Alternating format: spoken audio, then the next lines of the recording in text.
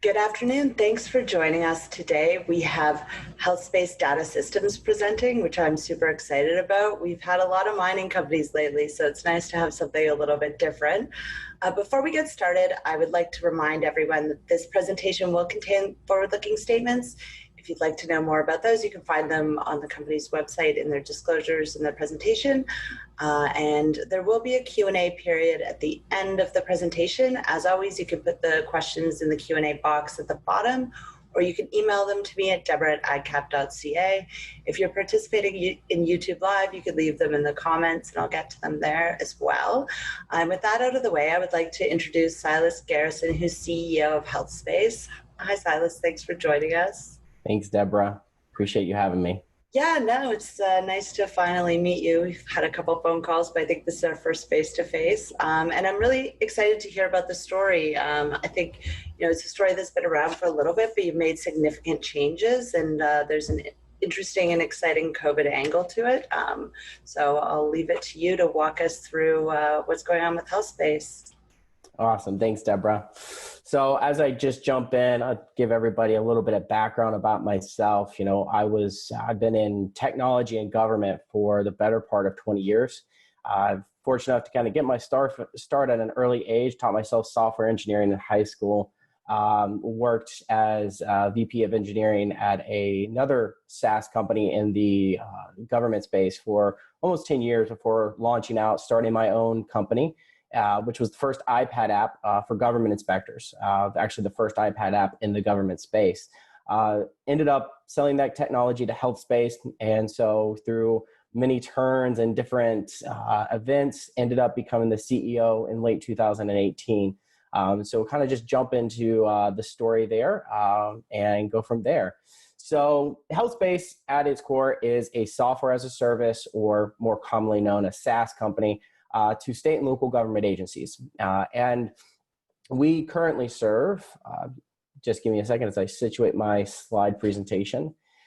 We serve over 500 government agencies all across the US and Canada that utilize our software system to conduct virtually every part of their everyday process.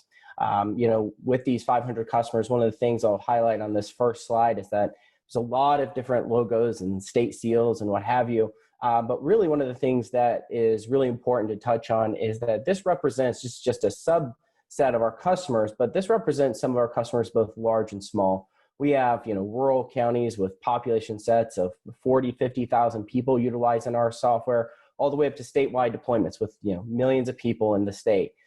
It just really speaks to the flexibility and power of our software and to be applicable in situations both large and small. So our solutions, as I mentioned, we sell exclusively into state and local government agencies. They utilize it to streamline every part of their workflow. One of our core mantras is make government more efficient through digital solutions. And it's really our goal to help them streamline every part of their process and data collection needs. And as government, you probably can imagine, collects a lot of information, a lot of data. There's not really a good, consistent platform out there that allows these government agencies to adopt solutions in what I would say a frictionless way. Most government agencies, when they go out to adopt technological solutions, there's a lot of friction, not just with the change management. This is something that they'll have to utilize on a daily basis. So there's kind of a learning curve, but also with the other vendors in this space. Having worked at a couple, I know that most vendors in this space approach technological implementations for government through a very manual approach. And what I mean by that is that a software engineer typically has to be involved to build out the application to spec.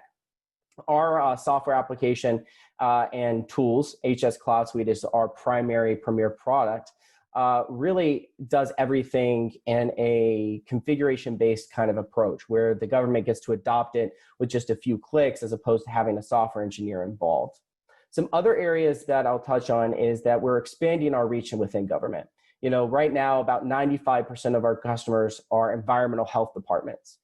Environmental health is those agencies that regulate private businesses, from restaurants and food service to hotels, daycares, long-term care facilities. Over 20 different industries are covered under the regulatory guidance or oversight of environmental health. But as we have now really gotten our feet planted and situated in this marketplace, and we've introduced our new cloud-based product, we're now looking to implement into other areas of government, such as public health.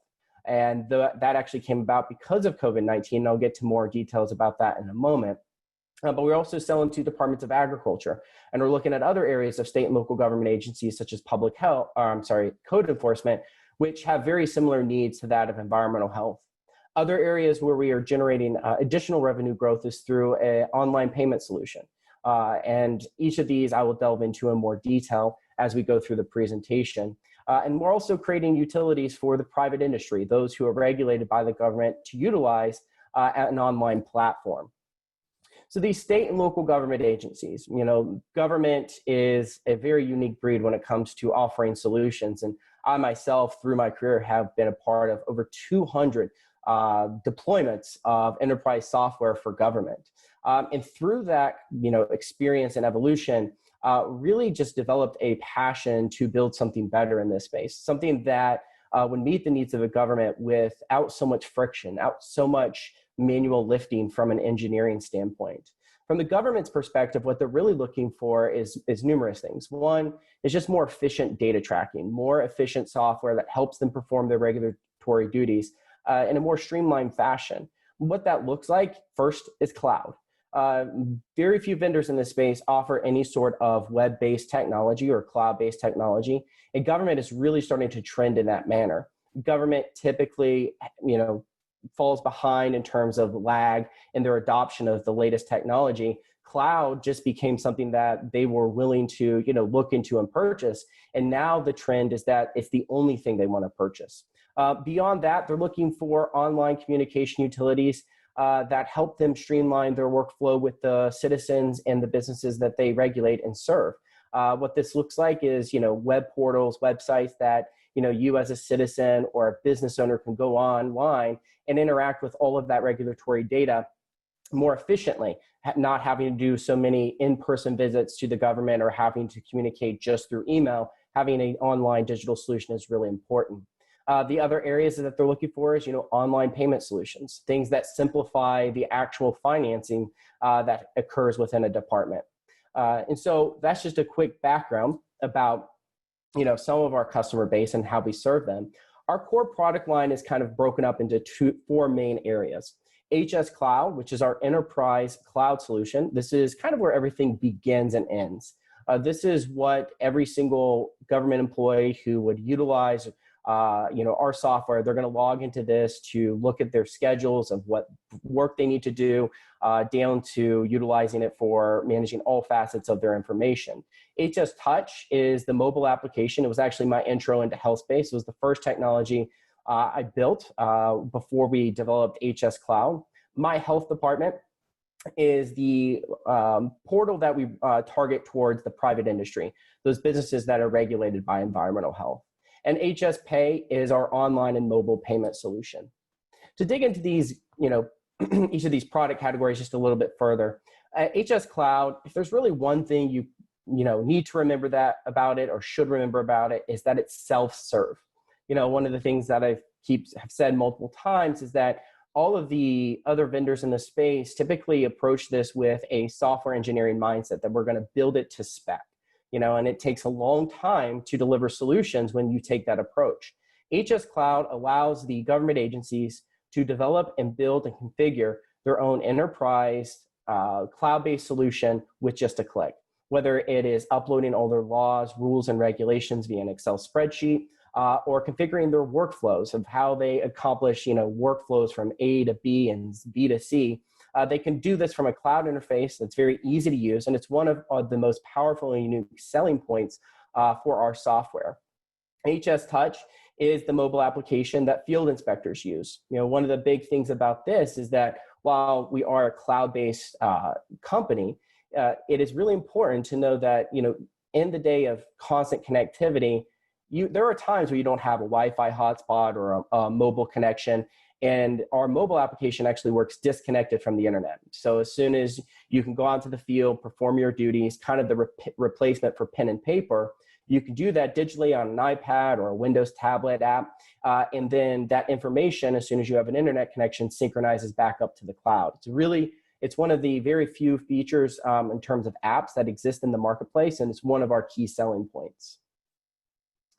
My health department, we call this the digital replacement for a government office. As you can imagine, there's a lot of information to keep track of if you're regulated by government, or even if you're just a citizen and have to interact with various pieces of information when it comes to local government. And this is the replacement for that in a government office in a digital way. So think about everything from applications you would have to fill out to managing your license or even paying for your invoices. All of that information can be done through one seamless portal. Now, the big thing about this is that government does have, you probably have visited a government website if you've done any work with a regulatory body. There are times that they have online presence, some sort of website to service your needs online. But typically those are built out in a very manual, one-off fashion. And what my health department does is actually streamlines that for our entire customer base. So with our footprint being so large and continuing to grow, whether you are a small mom and pop coffee shop in Memphis, Tennessee, or you own a large franchise of McDonald's all across numerous states, Florida, Virginia, Tennessee, you as a business owner can go online to one website, one portal, and access all of that regulatory information, no matter how large it is, for all of the information that you have to interact with. The other part is that this is going to be the initial place that we serve up online payment solutions. What this really is about for us is, one, obviously helping government to operate more efficiently, but also it builds a digital bridge between the public sector and the private sector, building kind of a moat around our applications that we can leverage for future revenue generating opportunities. We believe that as we build a captive audience within the private industry of all these business owners and operators, that we can build in additional revenue streams, whether it be through premium features through the portal or additional corporate sponsorships, ad revenue. There's a lot of potential inside of my health department as we continue to scale. HSPay, which is what we're calling our online and mobile payment solution, really came about as a way when I took over as CEO for us to look into additional revenue streams over and above our traditional SaaS contracts. And what we noticed was really just very glaring and obviously staring us in the face. All of our customers, they utilize our application for all of their back office accounting work. So when they send out invoices to a business, you have to pay your yearly license or permitting fee every time you open, and you pay this every single year. And within our current customer base alone, that represents over $300 million a year US that are collected through these permitting and licensing fees.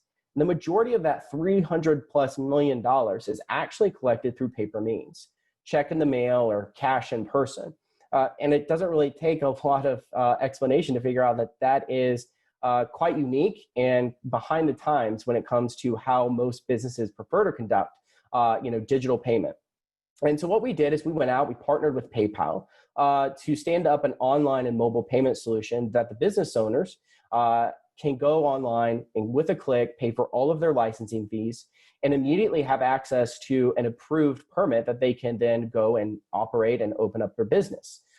It's faster turnaround time for government. There's no more bank deposits, accounting reconciliation. It's all very seamlessly bolted into our HSCloud solution, which saves a lot of time and a lot of money. For our position within it, we are what's called the merchant of record. What that essentially means is that we're kind of the middleman in between, the credit card that gets inputted by a business owner and the funds that get received on the government end. For that, we are able to take a fee out of the whole transaction process, somewhere in the neighborhood of 0.5% to a full 1% on every payment that flows through this portal. That represents a huge upside in terms of additional revenue that we're able to capitalize on a customer that's already paying us to utilize our solutions. Now, as I mentioned at the top, we've begun selling into public health departments. One of the things before I delve into this slide that I'll mention is that, environmental health, which is the majority of our customers, and then I mentioned public health. A lot of people don't realize, because they typically go by the moniker of health department, that environmental health and public health are actually separate agencies with different decision makers, separate budgets, separate needs. And as our goal has always been to sell into more verticals within the government space beyond environmental health, COVID-19 actually brought that just to a full delivery cycle very quickly.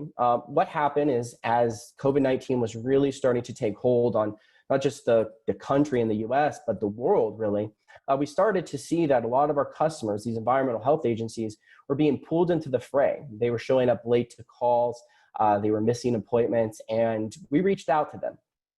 We view every single one of our customers as kind of a partnership for the furtherance of more efficient government. And so we wanted to lend our support in any way we could. And what that resulted in is them overwhelmingly kind of telling us that if you could help us digitize contact tracing in a way that would help us scale it up, it would give us a huge leg up in fighting and tracking this pandemic. And so, as I mentioned, our application is very configurable. HSCloud is very easy to configure to exact specs with just a click. Within a weekend, we had a fully automated platform that could handle the kind of analog manual work that happens with contact tracing. Within just a few days of releasing it, we had numerous agencies contacting us. The state of Hawaii, they deployed it statewide. Numerous counties across Washington, Illinois, North Carolina, and beyond all saw the need for this, and it really gave them a boost in their productivity. Now, contact tracing did not come about because of COVID-19. It's obviously gotten a lot of headlines and a lot of press, but one thing to know is that contact tracing is actually something that has been utilized by epidemiologists around the world for decades now. And most people probably have heard about contact tracing and understand it, but just to kind of give you a flavor of what it is contact tracing is that manual detective work of tracking patient zero, who they may have exposed to the virus, and contacting those people every day for 2 to 3 weeks to ask them, what are your symptoms? What's your temperature? It's a process that's very manual. It doesn't really scale. As you can imagine, this pandemic introduced a level of just exposure that was exponentially beyond what the world was used to prior.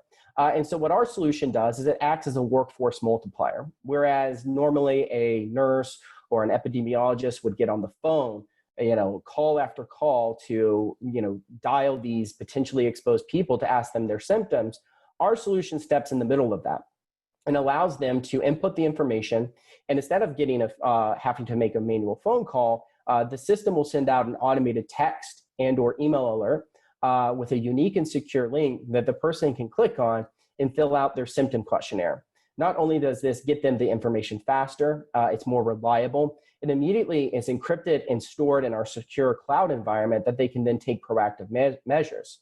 Contact tracing and the manual approach to it, that's really just the beginning. The end result is what they're after, which is the data, who's being exposed and what geographic regions, what is the dynamics in terms of what do these people look like in terms of race, age, those type of things are all relevant and helping epidemiologists figure out how this is, how this pandemic is growing. And so we're able to give them that digital solution in a very powerful and unique way. From a future revenue standpoint, we've already started to capitalize on this and have signed several contracts within the public health arena, but really contact tracing is kind of the tip of the iceberg.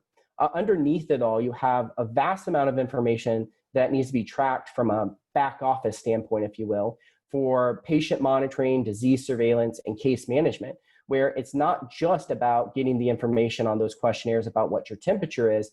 There's a whole workflow and amount of data that they have to manage. And really what we're enabled to do is now sell this into the public health space in a way that at the start of the year, we didn't really envision. It gives us another market to sell into, just like we have in environmental health.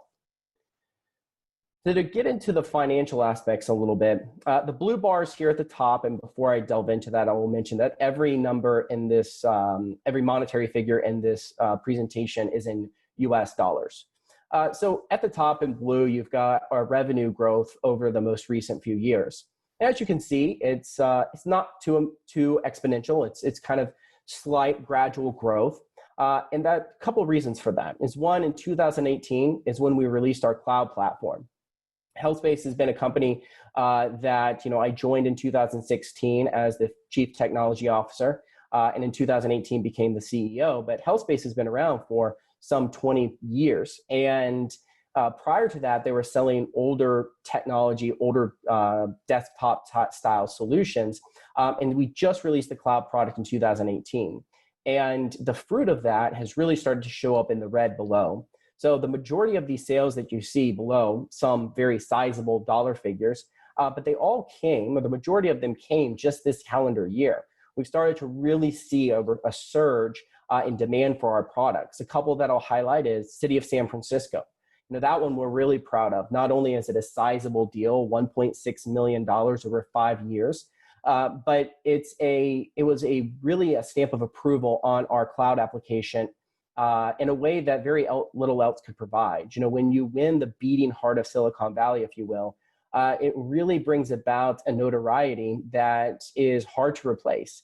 And part of that, that kind of word of mouth spread and the notoriety really translates into some of these other sales. Orange County, we announced that just about 6 weeks ago, was another $1 million sale that we closed in large part because they heard about the success in San Francisco.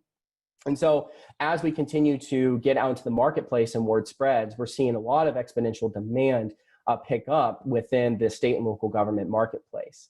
And before I move on from this slide, I will say that the monetary figures down there at the bottom in red are representative of 5-year contracts. We typically sign long-term, very sticky contracts with our customers. So a natural next question is, as we touch on all these different, various verticals within government, just how big can it get? Everybody knows that government spends quite a bit of money and has large budgets, but what does it mean for Healthspace? For us, as we continue to target individual markets, environmental health, which is the majority of our customers today, represents an over $100 million marketplace for us. And that's $100 million in annual recurring revenue that we can achieve if we were to saturate the whole market.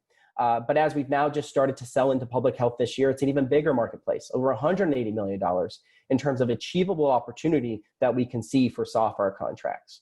Across the whole spectrum of government, just within the US alone, over $100 billion is spent every year on IT technology and services, and a larger portion of that year over year is going towards cloud technology. So the opportunity for us was tremendous, and we're just taking it one singular marketplace or department or agency at a time. And really, this next slide showcases what that looks like. I took over as CEO in 2018, and when I did, we spent the 2 years prior really heads down on a lot of product R&D, which gave way to really everything we just presented. And when I took over as CEO, our sales pipeline was fairly anemic. And we had about $1 to $2 million in near-term opportunity that was visible to us. By just fall of this past year in 2019, I released some guidance that our sales pipeline had grown to $7 million in near-term opportunity. By January of this year, we had closed 2/3 of that. And now our sales pipeline is up to $18 million in near-term opportunity. And near-term opportunity, to kind of clarify what that means for us, is about contracts or deals that we see closing or high likelihood of closing within the next 12 to 18 months. It's a very qualified pipeline. It's not just any deal that's possible. It is customers we've engaged with or potential customers that we've engaged with, provided them a demo, and they have given us some sort of verbal indication or even written that they will either be signing a contract or putting it into their funding cycle next fiscal. So this is a very highly qualified $18 million pipeline. One of the things that we do track very closely, one of our key KPIs, this is important with any SaaS company, is your ARR, or your annual recurring revenue. When I took over as CEO in 2018, our ARR was right around $2 million. And as it stands today, or as of July 31st, our ARR was up to $3.7 million under contract. We project by the end of this year, this calendar year, it will be at anywhere from 4.2 to 5 million in ARR under contract. And by end of next year, we have a lot of visibility and believe we'll be in the 8 to 10 million in ARR under contract, which is a lot of opportunity in terms of this space. There's a lot of activity. And that continues to kind of evolve and grow in a positive way, especially as we continue to sell into the public health realm. So this is just a snapshot of our cap structure as it stands today. It's very straightforward. 199 million shares total, basic shares out, fully diluted is 282. One of the items I will touch on is the debenture that you'll see there, the convertible debenture. It's 795,000 Canadian. That actually, it comes due this month, and we'll be paying it out of cash flow here in the next couple of weeks. This is just this look at our management and directors. I don't think I need to bore everybody by reading over everybody's bio, but we do have a very strong team that surrounds me and helps guide this company and grow it on a daily basis. And Deborah, with that, that is the end of the presentation. I'm happy to open it up to Q&A. Great, thank you very much. So I don't see any Q&A coming in, but I did get some in advance. So first, in terms of regulatory approvals, how does it work? How do you get like the okay from municipal governments, et cetera? So within our core demographic, it varies pretty greatly. No two government agencies are alike. It's one of the reasons why our self-serve product is so compelling. But because no two government agencies alike, I'll try to whittle it down to the few commonalities. Is that a lot of these agencies have their own set budgets, so they get a lot of autonomy to make their own purchasing decision. And that can be at a county level, a city level, or even a state level. It varies greatly. But typically, they are looking for a solution on their own. We've started to really ramp up our sales process where we're outbound generating leads. And when we're able to talk to them and give them the benefits of our solution, it goes one of two ways. Either they need to put it out to bid for regulatory reasons. So that means they have to put out an RFP or a request for proposal. And typically that makes the sales cycle about 6 months. But once we go through the bid process, there's nothing else that they need to do. The other way, which is the majority of our customers, as long as they have the money in their fiscal budget, sometimes they have to wait till next fiscal to kind of pre-plan for this. But they'll make their purchasing decision with not a lot of red tape within a very short time frame, typically 60 to 90 days. So there's not a lot of hurdles to clear. There are some caveats, but that's pretty much the straight line answer. Okay. We did have a question about the sales cycle for different government organizations. I think you pretty much just covered that off. Is there anything that you would like to add? Yeah, I will say that most people, one of the reasons that a lot of technology companies kind of stay away from the government sector is there is a perception that sales cycles can be slow or somewhat drawn out. We're actually not seeing that. And I've been in government for a very long time, so I've kind of gone through the gamut of what sales cycles could look like. And what we're seeing is actually a quicker propensity to close a sale. Part of that is because our solutions are so different and kind of revolutionary when it comes to this marketplace.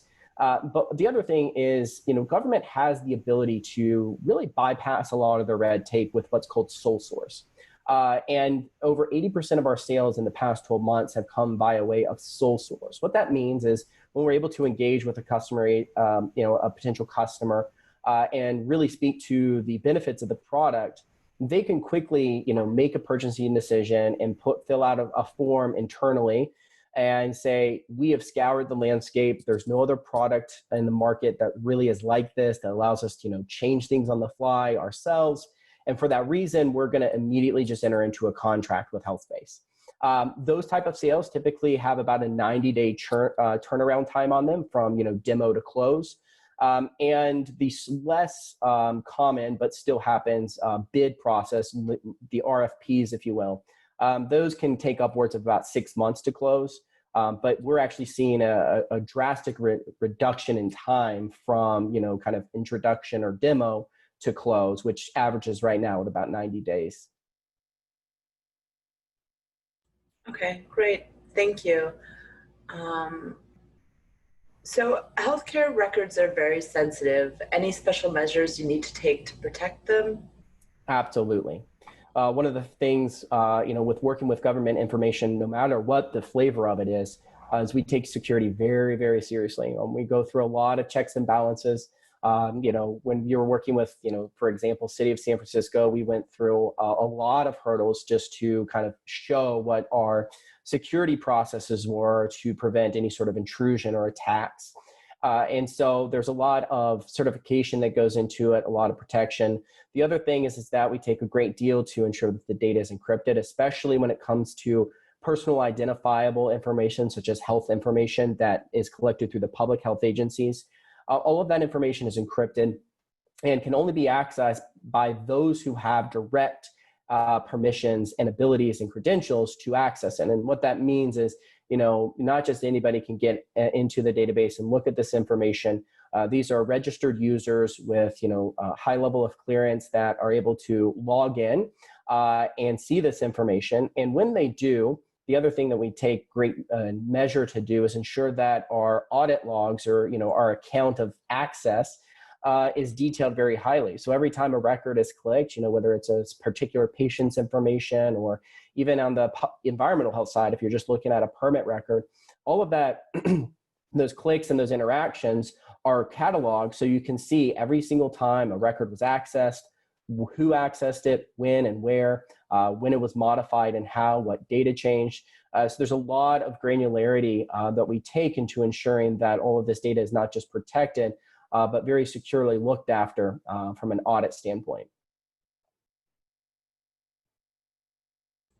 Okay, and since we're on the issue of privacy, can you talk a little bit more about the contact tracing application that you developed for COVID, and whether this has longer, or wider prospects than COVID? And do you think that this app specifically for COVID will be used once there's a vaccination? How do you look at that whole market? It's a great question. And to simply put, the short answer is yes, there's broad applicability for this well beyond COVID-19. What COVID-19 really did was open up the eyes of these agencies to really see that they had not caught up to any sort of potential large-scale outbreak through digital solutions. Really, there was no contact tracing software that virtually existed prior to COVID-19. And there's been other, things that have popped up out of the woodwork. But for us, what it is not just contact tracing. Contact tracing is, as I mentioned, is kind of the tip of the iceberg. So even if, COVID-19 were to completely disappear tomorrow, there's a vaccine and everybody kind of breathed a sigh of relief, that does not replace the need for, one, contact tracing to exist for other outbreaks. Contact tracing has been utilized from everything from HIV to AIDS to SARS to even something like mumps. All of that has been utilized and leveraged contact tracing at a local and state level. So the need for it will not just disappear even if COVID-19 were to. The other area is that, these agencies, whether it's a large scale outbreak and a pandemic like COVID, or whether it's a small localized like flu outbreak, they still have a great need to have efficient data tracking utilities for, tracking their patients, the caseloads, even things such as like testing results. And so all of that information still needs some sort of digital solution that opens up a great marketplace for us, especially going into 2021. The other thing about this, to underscore the financial aspect, is that the funding for this and the need for this is actually only accelerating. Again, even if COVID-19 went away, it really just kind of brought things to a head in terms of exposing the need. In the most recent CARES Act here in the US, $500 million was specifically allocated to go to the CDC for the express purpose of funneling funds to state and local government agencies so that they could improve their digital solutions and modernize how they are tracking epidemics and outbreaks. Whether it's at the scale of COVID or not, they realized that there was a growing need for modernization and digital solutions. And that $500 million is now starting to really trickle out and will start to flow more heavily over the next 12 months. We're seeing multiple deals kind of build up right now where customers are coming to us and saying, hey, we got our CARES grant money. We would like to move forward with purchasing your solution. So, COVID, whether it goes away or not, I think most people will agree that it's going to be here for a while. And even if it isn't, it's not going to really change the outlook for us in terms of growth into the public health sector. Okay, and when you're looking at the market for contact tracing, in the US, there's big aversion to having your freedoms taken away, and a lot of people believe that contact tracing is another erosion of a freedom. If you look at regions like in Asia, South Korea, for example, that's adopted contact tracing and has done a phenomenal job in isolating the virus and knowing who has it, where they're getting it transmitted from and to. Do you look at the market in the US for contact tracing as your only market, or are you looking at international markets as potentially being more adapted to this type of technology? So right now we exclusively sell into the North American market, really just US and Canada. And it's really important to underscore that whether it is contact tracing or our solution being deployed for some other use case, the US market alone is so vast that we can't really dilute our focus with going international. It just wouldn't be a smart decision from a business growth standpoint. That being said, there are, obviously lots of aversions to any sort of privacy intrusion or government overwatch, if you will, from a lot of citizens here in the US. That being said, we're not introducing contact tracing to these people. We are simply acting as a workforce multiplier. So whereas contact tracing has been utilized for such a long time, we are simply empowering these government agencies with a digital way to track the information that they were going to collect anyway. So again, we're not really doing anything disruptive from a privacy standpoint. That being said, there are other solutions that you see on the marketplace that are more like the ones you've seen in Asian countries such as Korea that are kind of cell phone tracking. They track your location and they try to ping it off of other people's phones to see who you may have crossed paths with. That kind of solution, obviously it has a different level of privacy concern because it is automated. It's always on your phone. Our solution is more about outbound reach from the government, and it's voluntarily given information if you were able to receive a link or an outreach from a government. Those other solutions, while they may be looked at as more intrusive, don't really supplant the need for our application, because all of that data still has to at some point in time be looked at, reported on and measured by the government. And that's what our solution provides. It is in no way like a cell phone tracking type of application. It's again, more about workforce amplification of what the government is doing anyway. They are already doing this and they're going to continue to do it. And our solution just helps them do it more efficiently. Okay, that makes sense. And now talking about your revenue. So given your revenue and recent wins are not very government focused, are you finding larger companies with office space are needing to step up and track the health of their workers? I'm not sure I understood the question. All of our contract wins recently were government focused. Could you maybe repeat that? Yeah. You know what? I'm going to leave that one.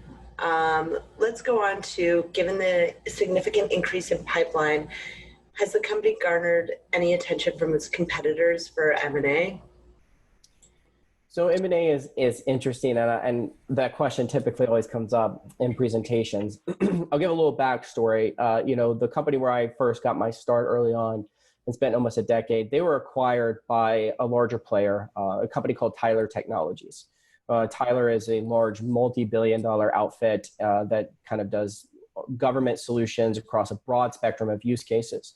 And them and another competitor of ours that we compete with head-to-head on are acquisitive companies. They typically grow inorganically through acquisitions. And one of the things I'll mention is that as we've gone head-to-head against each of our competitors, over the past 18 months, there's not been a single time where we have lost, whether it was, in the city of San Francisco or Florida and beyond. The other thing is that some of these companies are now starting to cede ground from us. We're taking customers that were theirs for a long time, and they're now migrating to our solution. So I say all that to say we've not had any direct conversations with either of these companies. But whether it's, one of our direct competitors or another company in the space, I always believe that it's a when, not an if, that we will get a knock.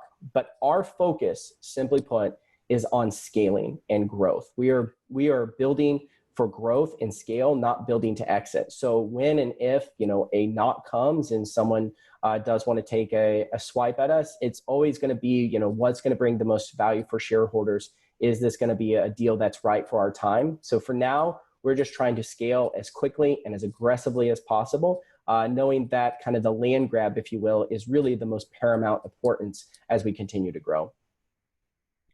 Okay. And what do you expect for all-in revenue in 2021? You mentioned 10 million ARR projected. What about other revenue sources like HSPay, implementation, My Health Department?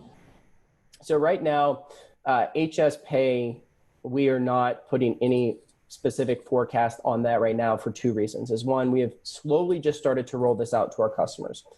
So Columbus, Ohio, which is the state capital and the largest city in Ohio, is the first to actually adopt HSPay and start to roll it out. We are now including it when we can as part of new contracts, and then we're going to start to roll it back into existing customers.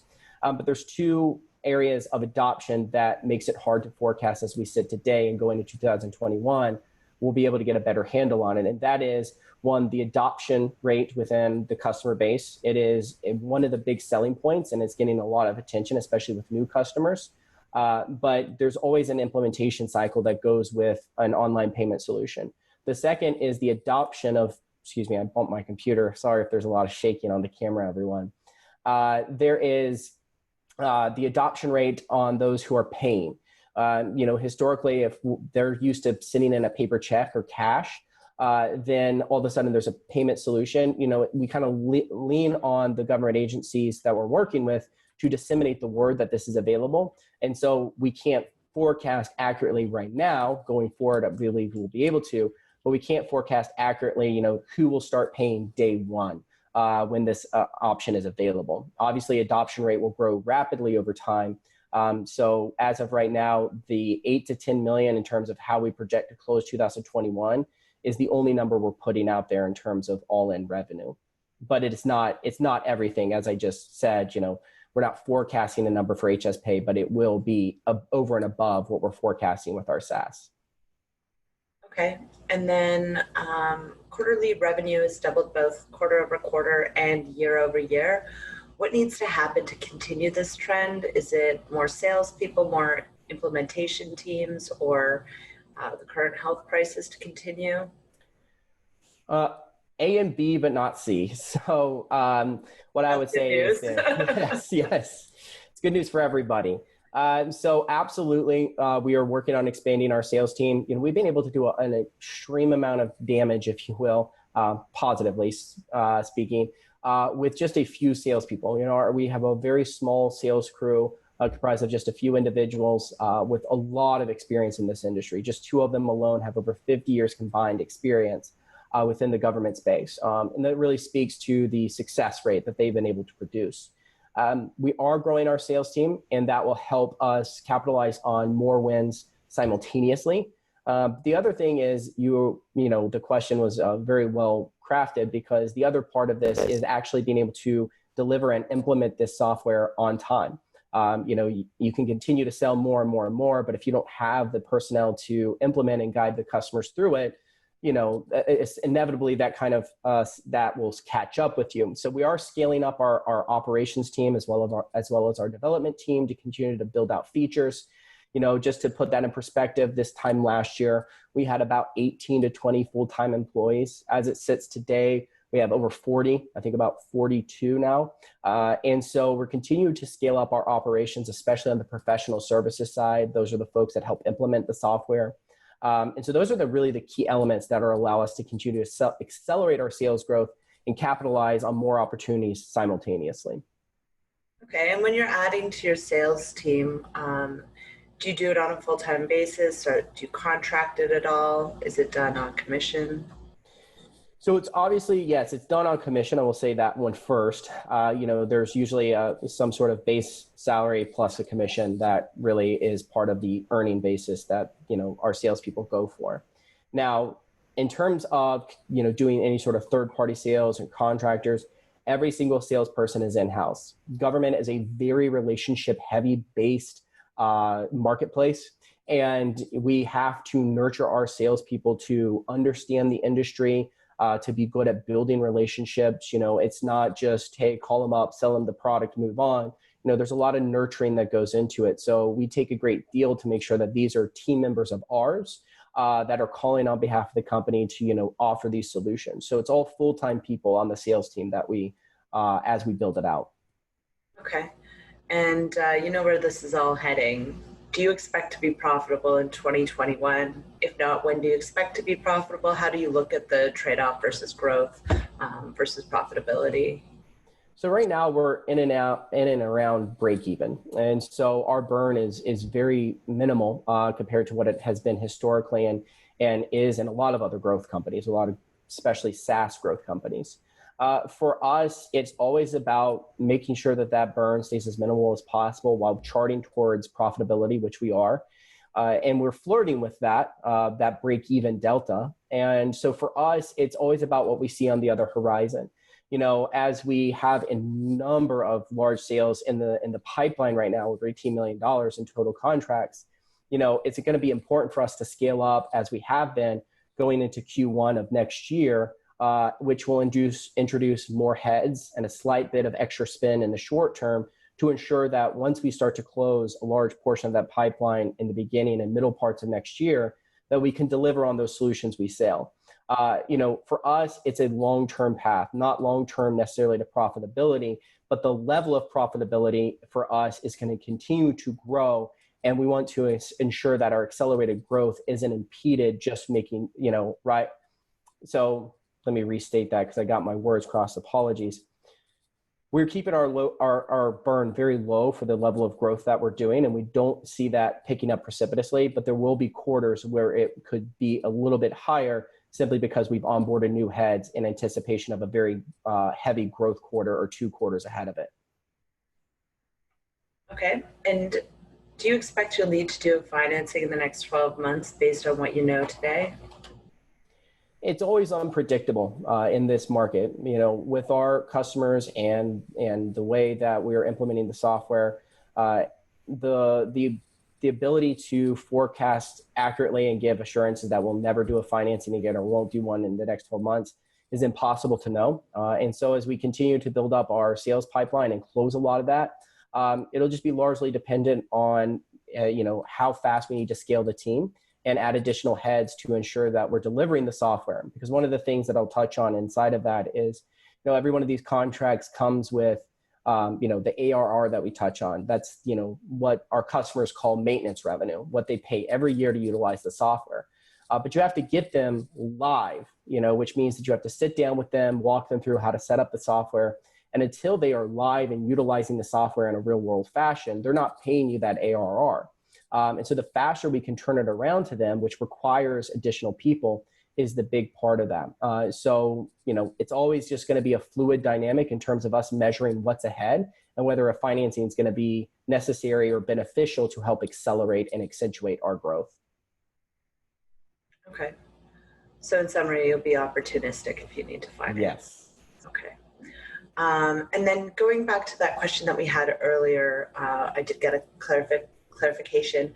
So what he was asking was he wanted to see if larger corporations are now in the pipeline as large companies like Bell Canada with a large workforce and multiple buildings need to step up and track employees. We've had conversations with companies and organizations across the private sector, but again, our core passion is on government and making government more efficient. The opportunity within the government space, the ability to turn around a quicker sales cycle is much greater than that in the private sector. Right now, the private sector, and we've had like I said, we've had conversations. The private sector is really in a place where, let's just take contact tracing, because the private sector doesn't really do a lot of permitting and inspections as other customers of ours implement it. But in the realm of contact tracing, these private agencies or private companies are really not equipped to even figure out what their need is. And we know, because we've had conversations, that really is the case, that they are still figuring out, what level of liability do they have. They're not public health professionals. They don't have nurses or doctors or epidemiologists on their team. So it's a lot harder for them to even determine what their need is. So for now, the short answer is no. There's no, near-term deals within the private sector, and we're exclusively focused on the government or the public sector. Okay. And what percentage of legacy clients have been moved over to HSCloud? So as it stands today, we've broached that 50% point, and it's Depends on how you look at it. We have lots of customers, lots of customer contracts, and that breaks down to size of contracts. Looking at it from a pure revenue standpoint, HSCloud represents over 60% of our revenue basis. And we have several that are in the pipeline to convert within the next 9 to 12 months. We project that within the next 18 months, that will have about 80 to 90% fully converted to HSCloud of the existing customers. And one of the really important things about that is, one, as we get people off the legacy product, it reduces certain costs. There's hard costs that come with operating that legacy product. The other thing that it introduces more revenue. We're always upselling when we do a conversion, because the pricing on HSCloud is slightly above or significantly above that of the legacy product. So it's a double win, both cost reduction and increased revenue. And we project, to be in that 80 to 90% ballpark within 18 months. Okay. I think that wraps it up for audience questions. I'll give them a couple more minutes, and I'll grill you on if you could give us some catalysts, things that we should watch for in the coming months. Maybe you can break it up to like near term and medium term catalysts. Yeah, for us, it's always going to be contract wins. The frequency of the contract wins and the size of the contract wins.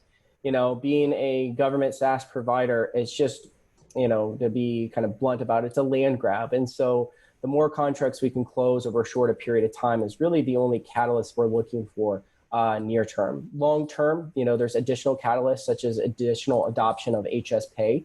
And we see that growing into 2021 as we have taken our time to deliver that. I want to really be pointed about how we've delivered HSPay in a very cautious manner, because it is government money we are dealing with. But really the two catalysts is just going to be continued more frequent contract wins, and then additional delivery of HSPay across a broader spectrum. Mm-hmm. From my perspective, one of the things that I really like about Healthspace is when looking at platforms like this, you really have to look at what the benefit to the users are, so benefits to government and benefits to industry. And I think they're quite significant. If you want to cover those off again, I know you mentioned them earlier, but for anyone that's joining late. Yeah, the benefits are numerous. For government, it's about time saving. It's about being able to go out into let's just take each use case a little bit separately. If you're a government inspector and you have to go in and, inspect 4 restaurants in a day, that's kind of your caseload or what's expected of you under metrics. The more clunky the software, or if you're using a software solution that doesn't even work in the field, you might have to do it on pen and paper, which means you have to go back into the office and re-enter it. The more efficiencies you can introduce into that they can perform their inspection faster. It's a huge time saving. It's a cost saving, and it actually produces better regulatory environments. From a dynamically changing world that we live in, especially at a governmental level, for them to be able to go in and as new laws are introduced, new regulatory functions come about, especially COVID-19 really did this. Restaurants were shuttered by different government bodies, or they were forced to go to takeout only kind of things. That meant that the agency themselves had to adapt to what information they were collecting. And that means that their software needed to adapt to that new environment. And for them to be able to very literally, with just like 4 or 5 seconds, go in and make a click, and their software now adjusts to that new normal. And if it adjusts again, they can readjust the software. That kind of efficiency within the platform itself is just exponentially compelling. And so when it comes to the public health side, being able to track multiple cases at once, being able to assign 200-300 cases. And when I say cases, that is representative of a person or a patient who has either come in contact or contracted COVID-19 or another illness that the public health is monitoring. And being able to go in and monitor all of these cases in one click and see the trends and the reports is really transformative. And so those are the efficiencies, just to name a few off the top of our head, that our platform helps bring about. Got it. And I had one more question come in. What do you feel is the top reasons why HS is winning bids? Is it pricing, product, sales team experience? Can the company increase pricing and still win contracts? Yes, and we have. We've been continually increasing our prices. One of the things I'll say is that prior to me becoming CEO, our pricing constructs were a little bit low. It's one of the very first things that I targeted as a way to continue to ratchet up. And as we've continued to build additional notoriety and a reputation in this space, we continue to find a higher and higher tolerance. So we've increased our prices probably about 3 times over the past 18 months in terms of what we sell our SaaS contracts for. So really, price is the last thing on the list in terms of why we win our contracts.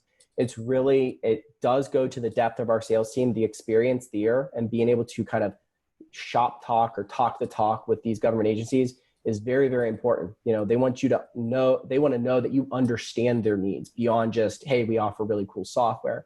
But the other thing is, because our software is tailored perfectly to the public sector and how they do things, the biggest selling point predominantly is our product and how different it truly is. So many other solutions in the marketplace just don't even scratch the surface in the number of features and power our provides. And that self-serve model, I know I just kind of sound like a broken record, but it really is the most unique and powerful thing about our product suite. Okay. Interesting. Well, I don't see any other questions. Just to summarize, from my perspective, what I really like about those stories is we talked about the benefits to the user. You've got a great customer base. You're seeing accelerating growth in customer wins, which is translating into growth in revenue, and specifically in the recurring revenue component. And the stock's still trading at a fairly cheap multiple, I would say, on an EV to just your recurring revenue. And yeah, you've got large addressable markets in front of you, and it seems like you've got a premium product. So it's definitely interesting. What am I missing? Nothing really. I mean, that is it in a simplistic nutshell. We've not told the story broadly. This presentation is kind of part of us just kind of getting out there. We've worked really, really hard and somewhat quietly, you could say, to work on the business fundamentals and really streamline our product suite and our offerings. And so now we are just getting out there to the markets to really just spread the word. So you've hit the nail on the head. And I think that, what our next phase of growth is, especially in the public market side, is just to continue to get in front of people and just let them know that we exist and we're kind of a high growth company in a very unique space. Yeah, okay, agreed. A couple things. I don't know if we mentioned it in this webinar, but you are changing your year end. Is that correct? That is correct. We're changing from a fiscal that ran from July 31st to now being year end in December. So you have to match the calendar. You have a stub year end this year. Yes. So just anyone looking to model the company should keep that in mind. And then the other thing that I will point out is you put out a CEO letter or update about a month ago, I believe. And I would recommend that anyone that's looking at the company take a look at that, because I think it really outlines what's changed and what's coming with the company. So always good to see. And thank you so much for your time. It's been really interesting. And I didn't have to talk about drill results, which is great. So thank you. And thank you to everyone for participating. Have a good afternoon.